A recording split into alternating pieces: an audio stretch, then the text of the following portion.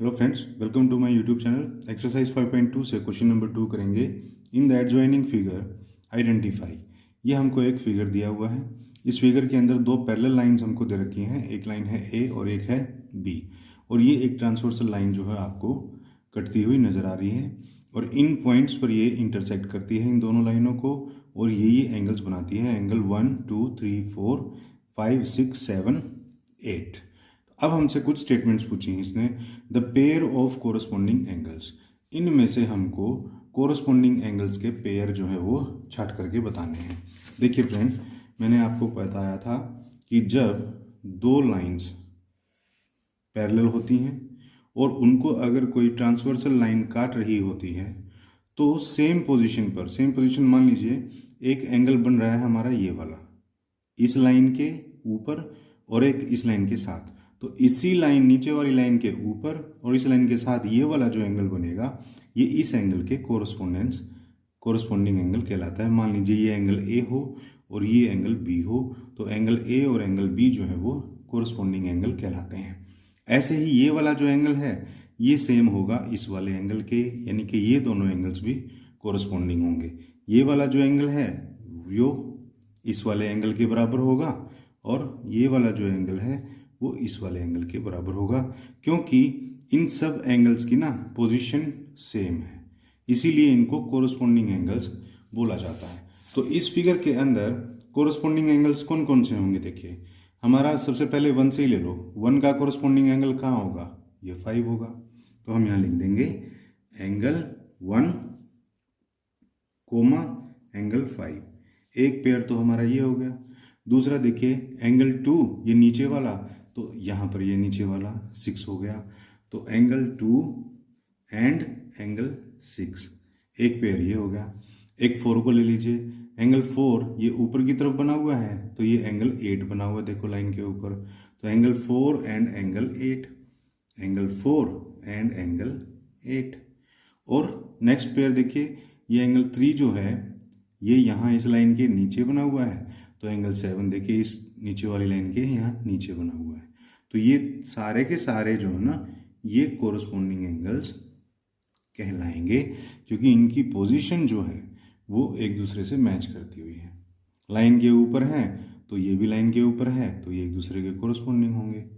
तो ये 4 पेयर जो थे हमारे, ये कोरस्पॉन्डिंग एंगल्स इस डायग्राम के अंदर दिखाए हुए हैं। सेकंड है the pair of alternate interior angles. अब ऑल्टरनेट इंटीरियर एंगल्स के पेयर बताने हैं। तो फ्रेंड, ऑल्टरनेट इंटीरियर एंगल्स के बारे में मैं बता देता हूँ आपको। जब दो पैरेलल लाइंस जा रही हों, कोई ट्रांसवर्सल लाइन उनको इंटरसेक्ट करती है, तो ये वाला एंगल और ये वाला एंगल, ये एक दूसरे के, देखिए लाइनों के अंदर अंदर हैं, लेकिन ये इस तरफ है और ये इसकी बैक साइड में है। तो इस तरह से ये जो जेड शेप बना देते हैं ना, ये दो एंगल्स, ये वाली जो जेड शेप बनाते हैं, तो ये वाला एंगल और ये वाला एंगल ये कहलाते हैं ऑल्टरनेट। ऑल्टरनेट का मतलब होता है एक दूसरे के आगे पीछे, रिवर्स। और इंटीरियर एंगल्स, इंटीरियर का मतलब अंदर वाले, है ना, ये होते हैं ऑल्टरनेट इंटीरियर एंगल्स। और ऑल्टरनेट एक्सटीरियर एंगल कोई पूछ ले तो एक्सटीरियर यानी कि इन लाइन से बाहर वाले ये वाला, और इसके अपोजिट में इस तरफ ये वाला, ये होते हैं एक्सटीरियर एंगल्स। तो देखिए इसके अंदर हमको बताने हैं ऑल्टरनेट इंटीरियर एंगल्स। तो देखिए एंगल जी ये जो 3 है, इंटीरियर एंगल ही तो देखेंगे ना। इंटीरियर में कौन कौन से हैं? 2 है, 3 है, 8 है और 5 है। तो एंगल 3 जो है उसके अपोजिट कौन सा एंगल बन रहा है? एंगल 5। तो लिख देंगे एंगल 3 एंड एंगल 5। एक पेयर तो ये है, और दूसरा angle 2 and angle 8, angle 2 and angle 8। बस ये दो ही पेयर बनेंगे हमारे, जो हमारे ऑल्टरनेट इंटीरियर एंगल्स होंगे। नेक्स्ट है third point, the pair of interior angles on the same side of transversal. Same side का मतलब एक ही साइड के अंदर। देखिए ये दो पैरेलल लाइन है, एक लाइन ए और एक लाइन बी, और ये ट्रांसवर्सल लाइन जो है इनको काट रही है। तो एक ही साइड में, और वो भी इंटीरियर में। इंटीरियर का मतलब इन लाइनों के अंदर अंदर, और एक ही साइड में। तो कौन कौन से एंगल हैं?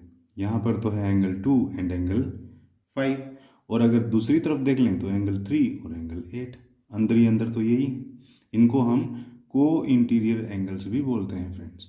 ठीक है, तो हम लिख देंगे एंगल 2 एंड एंगल 5। एक पेयर तो ये हो गया एंगल 2 एंड एंगल 5 का, और एक हो गया एंगल 3 और एंगल 8 का। ये हमारे कौन से एंगल हैं? ये हमारे इंटीरियर एंगल हैं on the same side of a transversal. इसी का नेक्स्ट पार्ट देखिए, वर्टिकली अपोजिट एंगल्स। अब इसी एंगल्स के अंदर हमको बताने हैं कि वर्टिकल अपोजिट एंगल्स कौन कौन से होते हैं। वर्टिकल अपोजिट एंगल्स होते हैं फ्रेंड्स जब दो लाइंस आपस में काटती हैं, इंटरसेक्ट करती हैं, तो ये 4 एंगल बनते हैं इस तरह से। ये वाला एंगल, इसके जस्ट सामने वाला जो एंगल होगा इसको बोलते हैं वर्टिकल अपोजिट एंगल। मान लीजिए ये एंगल x है और ये अगर y है, तो एंगल x और एंगल y की जो वैल्यू होगी वो सेम होगी। इसी तरह से ये वाला जो एंगल होगा इसकी वैल्यू सेम होगी इसके बराबर, सामने वाला बिल्कुल। तो इनको हम लोग बोलते हैं वर्टिकली अपोजिट एंगल्स, और ये मेजरमेंट के अंदर हमेशा सेम होते हैं। तो देखिए इस डायग्राम के अंदर कौन कौन से हैं वर्टिकली अपोजिट एंगल्स। देखिए 2 लाइन काट रही हैं, एक ये वाली और एक ये वाली। एक तो ये हो गए 4 एंगल्स, और एक लाइन ये वाली और एक ये वाली, 4 एंगल ये हो गए। अब इनके अंदर देखो एंगल 1 और एंगल 3 ये एक दूसरे के अपोजिट हैं, वर्टिकली अपोजिट। एंगल 2 एंगल 4 के वर्टिकली अपोजिट है। एंगल 5 एंगल 7 के वर्टिकली अपोजिट है, और एंगल 8 एंगल 6 के वर्टिकली अपोजिट है। तो बस हम उनको नाम इनके लिख देंगे। कैसे लिख देंगे? एंगल 1 से शुरू करिए। एंगल 1 के अपोजिट है कौन सा? एंगल 3। तो एंगल 1 एंड एंगल 3 ये हो गए। उसके बाद 2 से शुरू करिए। एंगल 2 और कौन सा एंगल होगा? एंगल 4। अब एंगल 3 से आ जाइए, सॉरी एंगल 3 हो चुका। एंगल 5 की बात करिए। एंगल 5 एंड एंगल 5 के वर्टिकली अपोजिट कौन सा है? एंगल 7। तो ये हो गया एंगल 7। अब एंगल 6 पर आ जाइए। एंगल 6 के वर्टिकली अपोजिट है एंगल 8।